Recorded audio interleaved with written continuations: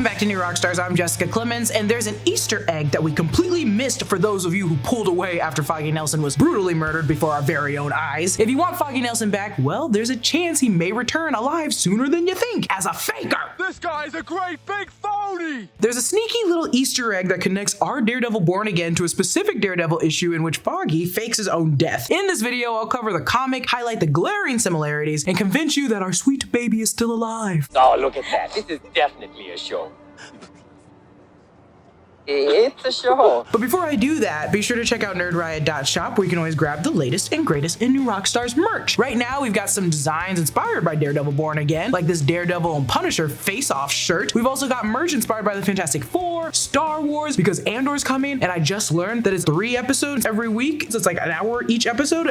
Get your Star Wars merch. Get ready for it. There's a ton of other fandoms there as well. Support the channel and check out nerdriot.shop. Okay, now let's get into this video. Daredevil Updates on Twitter shared an insane Easter egg regarding the law firm office for Nelson, Murdock, and Page. The office is located at number 468, which also corresponds to the original issue number of the 1998 Daredevil comic where Foggy Nelson fakes his own death. In the specific Ed Brubaker run of Daredevil, the Devil in Cell Block D, Matt is in prison at Rikers. Early in that run though, when Foggy comes to visit Matt one day, he's jumped, stabbed, and killed. We're led to believe for 4.5 issues that Foggy's just been dead until it's revealed that Foggy's alive and in witness protection. The Secret Life of Foggy Nelson showcases Foggy's true feelings about being in witness protection. He's troubled by the fact that he can't take any action and that everyone believes he's just dead. Additionally, he worries that Matt could be out there, possibly dead after escaping from prison with no one to help him. He really puts on a ton of pressure, even referencing how he's not even that brave, not as brave as Matt. He sort of just freezes in dangerous situations, so our boy is rightfully crashing out. Funny enough, this isn't the last comic where Foggy has faked his own death. Matt helped him fake his death by setting off an explosion in the 2014 Daredevil issue number 5. He also evades death quite a lot in the comics. Elektra died instead of him in Daredevil issue 181 by Frank Miller. When Fisk hired brainwashed Elektra to kill Foggy, Foggy got through to her, resulting in Bullseye killing her for her failing. Then, in a later Daredevil issues, Foggy dies and Daredevil travels to the afterlife to bring him back in Zdarsky's 2022 Daredevil issue number 13. So I'm not saying this man is meant to survive. I'm just saying, you know, the boy who cried wolf, the boy who cried death. Okay, so I won't say that Foggy was involved in this fake my own death plan because that would imply that Foggy chose Bullseye to attack him and hope that nobody else would be harmed, and that just doesn't add up to me. What does make sense though is if Foggy was resuscitated after Daredevil left and later was entered into the witness protection program because no one knows who actually targeted him. That's a scenario that I could see playing out, though it still feels a bit iffy as a creative story to see Foggy later down the line in the show and him just be like, yeah dude, I was actually gonna be brought back to life, you just had to give me 10 minutes. I think to play it up, we need to navigate around Matt's strengths. This brings us back to the issue that Matt can hear Foggy's heartbeat. Some have argued that Matt would have paid attention to this heartbeat, and to that I say tetrodotoxin B, which might sound familiar to some of you. You might have forgotten, but this is the drug made by Bruce Banner to slow down his heart rate and keep him from turning into the Hulk. Nick Fury took this to fake his own death when Bucky attacked him in Steve's apartment. Side note, not identical, but such jarring and near similar scenes and scenarios. I didn't like either of these people getting fake killed. Oh, one getting actual killed. We don't know if Foggy's faking or not. We learned this when Fury dropped the news and the DIY fake your own death instructions to Steve and the gang. They cut you open, your heart stopped. Tetrodotoxin B slows the pulse to 1 beat a minute. Banner developed it for stress. And the critical fact here is that that drug slows your pulse to 1 beat per minute. I know what you're thinking, so it's still a slow heartbeat. Matt should still be able to hear that slow heartbeat nonetheless, right? Well, yeah, and he does sporadically through the fight. The last final heartbeats he hears are slowed down around here.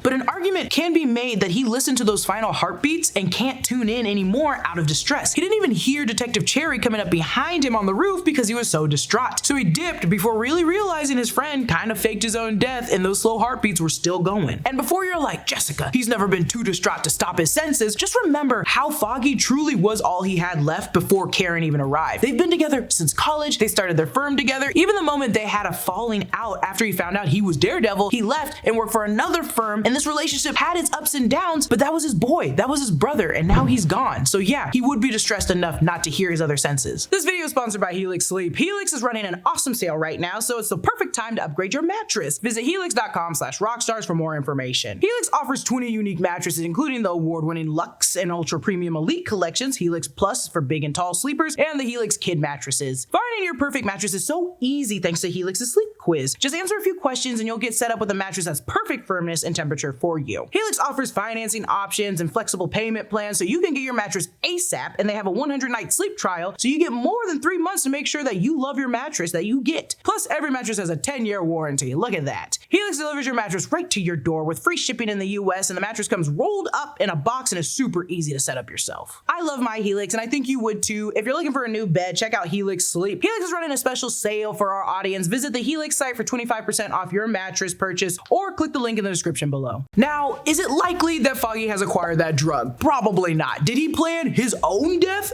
Absolutely not. But is Marvel Studios used to faking people's deaths? 100%. And apologies to, Aunt May, Uncle Ben, and Maria Hill. I know that you guys are not coming back, but you can't tell me Wanda's dead. Some folks have argued that this theory isn't believable because of so many casualties that happen. And the thing is, yes, there were a ton of casualties, but it's bullseye. I think it's more important to note that Foggy, unlike most of the other casualties, was shot in the torso or chest area. A lot of the other people got it straight to the dome, which feels like it was planned not to kill him, just to hurt him in front of everybody. Maybe to make it appear more realistic that, he's dead. Other similarities in the comic run where Foggy fakes his own death in the Daredevil Born Again series we're watching, a portion revolves around Bullseye, Frank Castle, Wilson Fisk, and Vanessa, characters that have or will appear in Daredevil Born Again. In the story, Vanessa places Foggy in witness protection as part of her plan to seek revenge on Daredevil and Kingpin, and I'd argue that she more so set up the stabbing and everything just followed suit. Still, I find this to be a significant giveaway to Vanessa planning the attack that we saw in the show, because with Vanessa taking on more of the business and strategic side behind Fisk's past criminal empire, it makes sense following the events of season 3's finale. Fisk vowed not to harm Carrion or Foggy, but Vanessa never made that deal. She was just part of the promise. Using Bullseye to do it is also very much her MO. She ordered the killing of Ray in the Netflix Daredevil series, so our girl's not about getting blood on her own hands. It's one thing to know my work, but it's another to dirty your hands with it. My hands were never clean.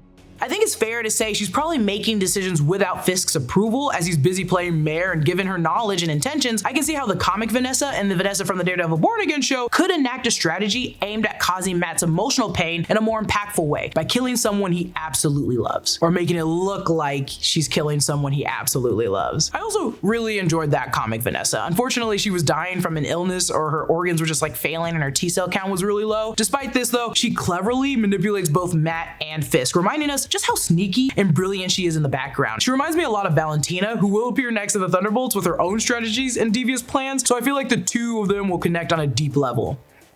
Maybe Valentina had something to do with the death. Okay, now I'm straying too far.